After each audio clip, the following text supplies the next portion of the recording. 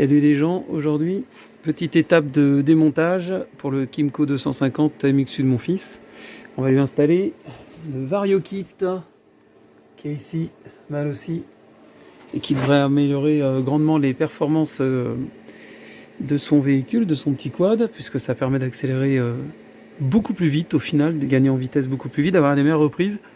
Un chouïa de vitesse de pointe, ça doit être de 3 km/h, ça va pas de grand chose.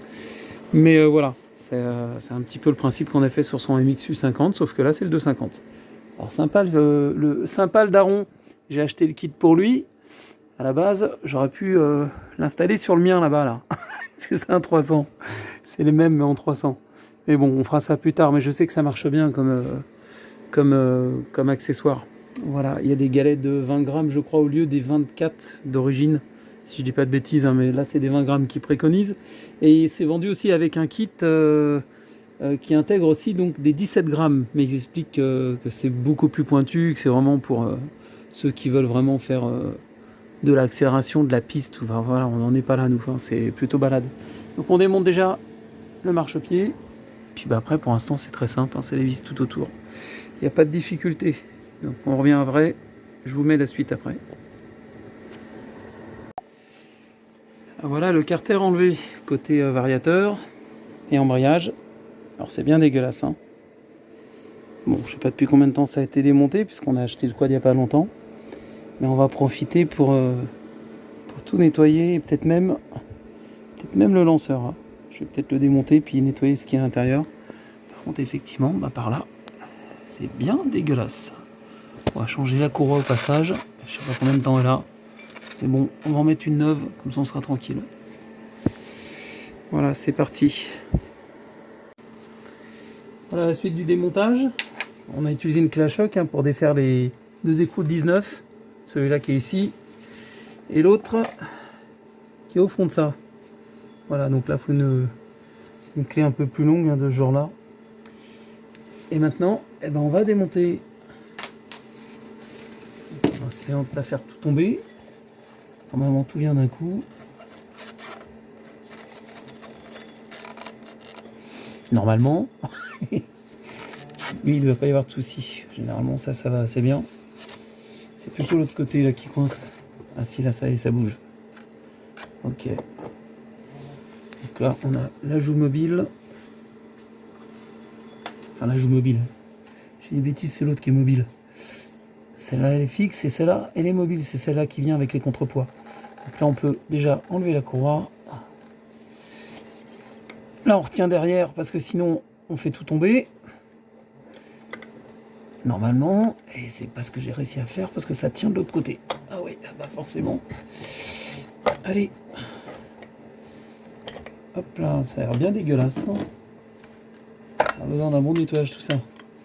Voilà. Et là on a le variateur d'origine avec les roulements à l'intérieur qui ont l'air bien dégueulasses aussi. Ça va faire du bien de changer tout ça.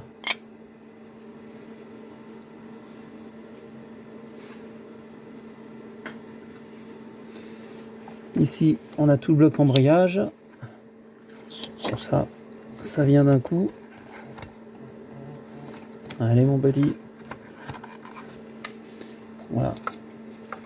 Il y a une entretoise. Et voilà. Ah, il est beaucoup plus gros que le 50. C'est trop drôle. C'est exactement la même chose, hein. Mais c'est plus gros.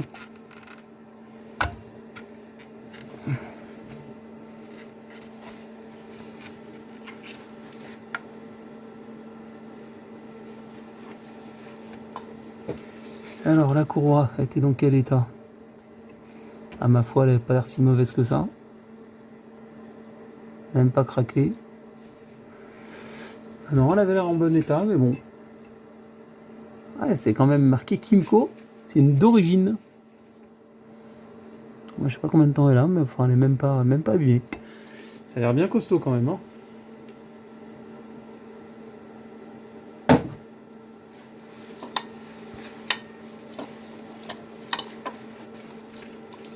Puis bah, l'embrayage. Voilà le bestiau. Alors. Voilà ce qu'on trouve derrière.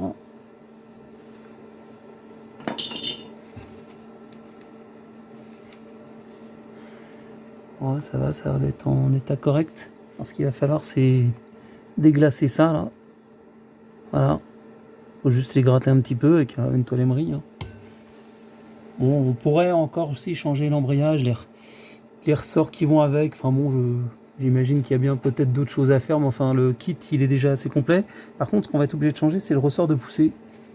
C'est fourni avec un ressort blanc et le ressort d'origine, il est, vous voyez, ici, entre les deux. J'ai vu un tuto là-dessus.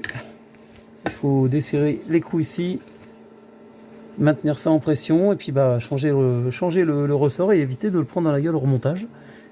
Donc on va faire comme on peut.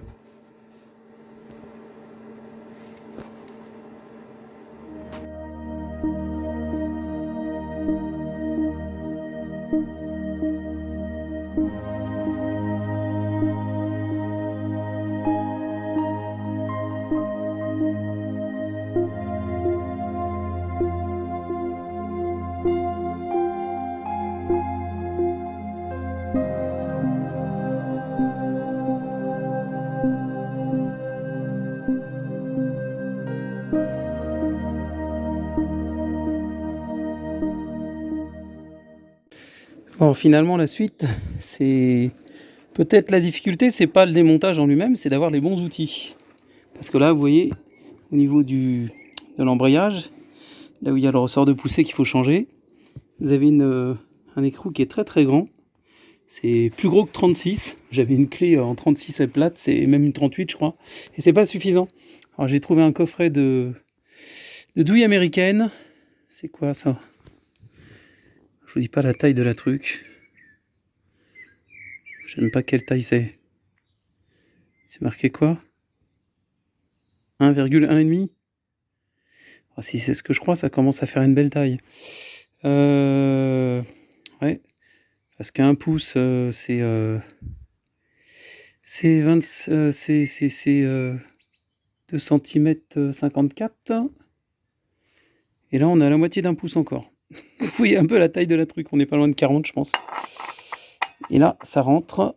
Par contre, c'est des coffrets à douille qui sont avec, pour coffret poids lourd, qui sont avec des carrés forcément d'un pouce, je crois. Et donc, il faut l'adaptateur ici pour pouvoir passer à la clé à choc, pour passer en 1,5. Et ce qui là va me permettre effectivement d'utiliser le pétard. Et ça va être quand même beaucoup plus simple. Allez, j'ai besoin de mes mains, on y retourne. Et voilà le démontage du ressort de poussée. Bon, je suis désolé pour la qualité de la vidéo, je ne suis pas un professionnel, je fais ça juste à titre d'information. Si ça peut aider les copains qui font du quad et qui n'ont jamais démonté ou qui n'osent pas se lancer, voilà, mais je ne cherche pas non plus à vous faire un truc scénario high-tech de société de production. Voilà, donc il était un peu grippé. J'avais beau démonter l'écrou et en fait, il n'y a rien qui sautait. Et c'était un petit peu simplement gripper. J'ai mis du VD40, j'ai remis l'écrou et j'ai un tout petit peu tapé côté écrou. Et pof, il s'est débloqué. Voilà, faut toujours faire gaffe de ne pas le prendre dans la gueule. Hein. Alors ça, c'est le ressort d'origine, qui doit être déjà bien fatigué au bout de 6000 km. Et je vais vous montrer le ressort qui est censé le remplacer, qui va être déjà encore plus dur à installer. Oh putain, ah oui d'accord. Ah oui, ça promet, putain. Je sais pas comment je vais faire pour monter ça. Si je suis tout seul, ça va être la fête. Enfin, j'essaie de comprimer ça avec les pieds ou j'en sais rien dans un étau. On va voir, on va improviser les copains. Je l'ai vu en tuto, hein, j'ai vu à peu près comment le mec avait fait. Sauf que là, bah, je sais pas si j'ai le matériel et je suis tout seul. Le lutin, il est pas là. Donc on va essayer de se démerder avec les moyens du bord. Et déjà, on va nettoyer.